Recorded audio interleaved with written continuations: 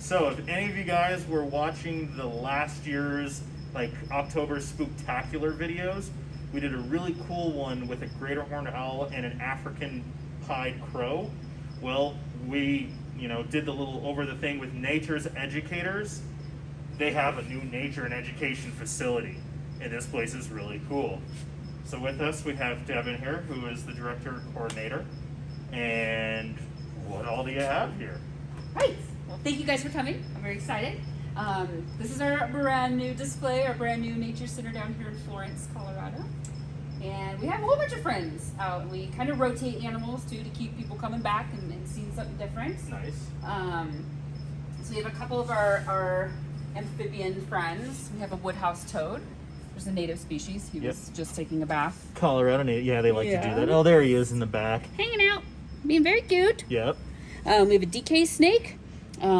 These guys actually are not from Colorado, but this snake hitched a ride on somebody's RV. And ended up here. There are a lot of those, and like I guess blind snakes too, that always show up in like people's plants at like Lowe's and Home Depot and stuff. Yeah, exactly. Well, that one came from a rescue here in Colorado, the Northern Herpetological Society. Cool. We have our Talus whip scorpion. I always have to say that slowly because people think I'm saying Taylor Swift scorpion. So Talus whip scorpion. These guys were made famous in Harry Potter. Yep. Let's see if he wants to show off his coolness. He is right there. Fully grown. Yeah, so these guys are the famous spider that they practiced the unforgivable curses on, to which all the rest of us know it wasn't really a spider. It was one of these guys. Yep, exactly. A super cool friend. And then we have an invasive species. These guys are invasive. They're all over the news right now from Australia. They're in the Philippines. They're in Australia. They're in Florida. No. Ours is from Florida. We have a cane toad. Oh, wow. He is a wild-caught Florida invasive. Oh, wow. And he's about that size, actually. Yeah, chunky. Yeah, they're little heckin' chonkers. And we have a very, very tiny baby common garter snake. There he is. Oh. Yeah. Hey, little baby guy. Only snakes that I've removed this year, or last year too. It was only ever garter snakes. I love garters. There he goes. I'm busy. And we have a Woma python. These guys are from Australia, so this one's name is Bindi, of course. Of course. And Bindi came from the herpetological rescue as well.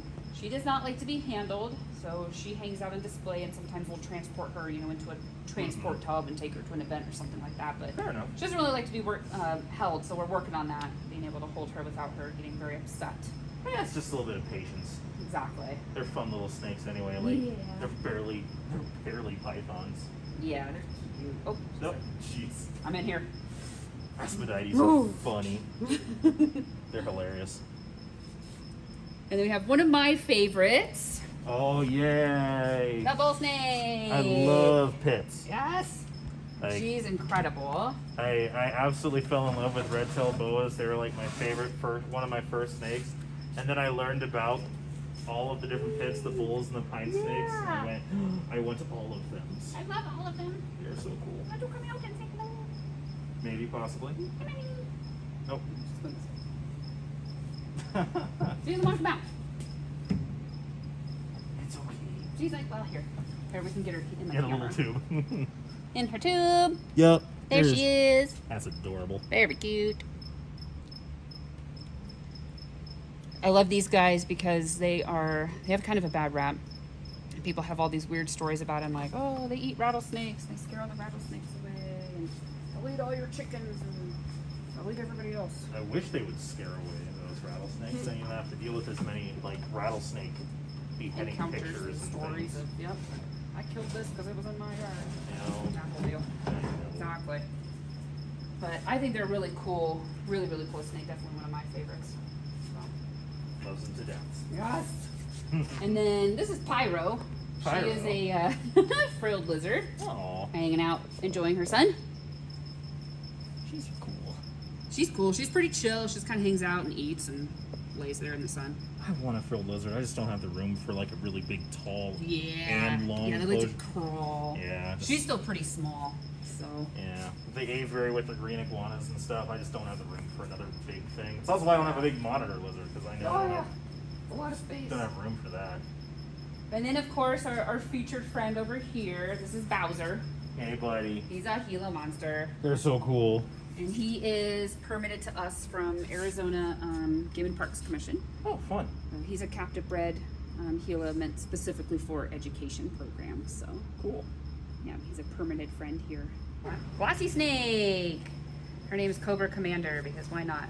Hi. So, as we go out and field herp and look for stuff all the time, we found our very first lifer of a glossy snake earlier this year. That's awesome. It's been an absolute, just awful year for me finding herps. Like, just in general, nothing but racers. Yep. But we found a glossy snake, That's which is really awesome. cool.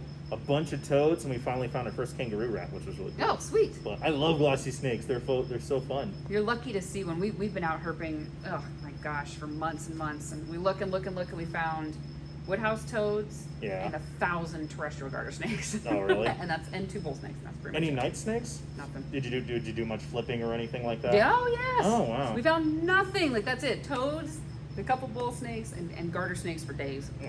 That's it. Our Colorado brown Yep. tarantula. Not really a death stalker. Don't read this. Nope. A single boy looking for the ladies. Yes. So this guy was just walking across the street, so I scooped him up real quick to show you guys. We're in the migration path down here, so we get lots and lots and lots of them. My parents had a female that lived under their hot tub for 18 years. That's crazy. Yeah, same female. That's so cool. And it was neat because we went out at night and you could see those, like the long webs that she would put out for the males to come and tap and all that. So we got some cool videos of a couple different males coming in to check her out. That's so It was cool. Really, really fun. Yeah. So cool. I love these guys. Oh, these are really cool. We actually talked about these in a little video that we did a little while ago. Coach whip. Mm-hmm. Yeah. So we've been looking for a juvenile coach whip since 2008. We see the adults all the time, but the adults are essentially non-handleable. Yeah. I mean, they'll chase you across this room so fast where if you get a juvenile, you can work with them and get them so that they're actually used to being handled and everything. So we're really, really excited about this guy. He was in here. Cool. Cruising around on the ground like, oh, okay, well, hey. That's awesome. Your life just got a whole lot better, buddy. We're going to feed you all the things you want. Coach whips are so cool. Oh, I love them. I think they're beautiful. I think they're the most beautiful snake we have in the state. But I'm also biased. I think they're just the best. They're pretty fun. And he's like, I'm in my house. Oh, here it is. And I'm gone. He's funny because sometimes he'll sit with just the end of his tail out like that. That's so cool. Like, they're just like the weirdest little snake. They'll sit there and periscope up. Yeah. And, Yeah, they fun. can sit up real high. It kind of surprises you, especially the adults. You're like, okay, you're like looking me in the eye now. Yep. It's cool. Service, USDA, Colorado Parks and Wildlife to keep certain species of human-raised and non-releasable wildlife for education. We're the largest wildlife outreach program in the state of Colorado. We do about 1,000 outreach events a year. We have 4 facilities that we operate out of. 3 here in Colorado, 1 in Nebraska. We travel all over the place. You guys are familiar with the Royal Gorge, right? So we do the bird show at the Royal Gorge pretty 7 days a week. So we also do raptors, reptiles, mammals, all kinds of fun things. And so our goal for tonight is just to get a greater appreciation for our creepy crawly friends, reptiles, amphibians, and vertebrates. So, woo! So yeah, do you guys have any questions before we get started? Anybody? What's the difference between a reptile and an amphibian? Yay! We're actually going to start. That's fantastic. So, what do you guys think? What are some differences between our reptiles and amphibians? We'll get a reptile out as well as an amphibian here to kind of demonstrate that. What do you guys think?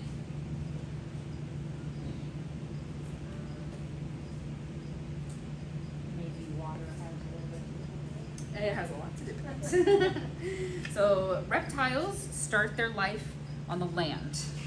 All reptiles do, including sea snakes and sea turtles, all start their life on the land. Amphibians start their life in or next to the water. So amphibians are animals that go through a metamorphosis or a change where reptiles do not.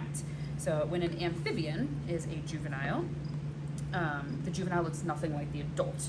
When a reptile is a juvenile, it looks exactly like the adult, just On the tinier. underside helps them to blend into the roots in the grass. And so if you are another small animal looking straight across the prairie, you notice when grass grows, the closer to the ground it is, the whiter it gets, right? And then just barely up from the ground, it starts to gain the color. Same as this guy. So if she's sitting in the grass out here, she's gonna blend in perfectly to another animal that's at that same level. For us, it doesn't really work because we're seeing them from above. So that helps with like mice and stuff. You can't see her as easily. So that light coloration from the grass is going to blend in with that underside of her belly, which goes partially up her side. And then we're going to see the darker part up top because now she's blending into the rest of that grass blade that's moving up color through the plant. So counter shading is a really cool thing that a lot of predators have. We see it in tigers, we see it in a lot of species of And I can hawks. eat a whole nest full of eggs. This is fantastic. This nest full of eggs is going to take a lot less energy than this mouse. They've got to try to slither really fast to catch. So we're going to choose to eat the egg. Okay? Now they're also called gopher snakes sometimes because they do go down and grab gophers, like I said, out of those holes. So this snake can eat something about this big. And they swallow their food whole. This species sometimes will partially constrict and sometimes chew. So bull snake can eat animals or eggs in multiple ways. GIS thing about how snakes move. And so there's this whole idea that snakes are horrendously territorial and they'll chase other snakes away. But what we found out was that that's not actually true. And we relocated, I don't know how many hundreds of rattlesnakes specifically to one property just to see if they would move, and they all actually just stayed there in one area. So there was enough food in that area for all of them to survive. Now, can they get aggressive at each other? Yes, especially during breeding season. So in springtime, it's really feisty. And we'll see male bull snakes like going after each other, and they kind of do this wrapping thing, like play chicken, that whole situation. But there's this other idea, you'll hear it a lot here, that bull snakes keep rattlesakes away. And that is a horrendously false wives' tale. Well, so that was one of the questions, and the other one is what is it called, snake away deterrent? Yeah, it doesn't Doesn't work. No. Okay. Most of that stuff for it's a deterrent, it's literally a money grab thing. Like the fake owls that people put up to keep mice away. What mouse can see 150 feet up onto an apartment building? Yeah. See, you know what I mean? So it's all scammy kind of thing. So I hate to say that out loud, but that's true. So these guys will actually coexist with rattlesnakes.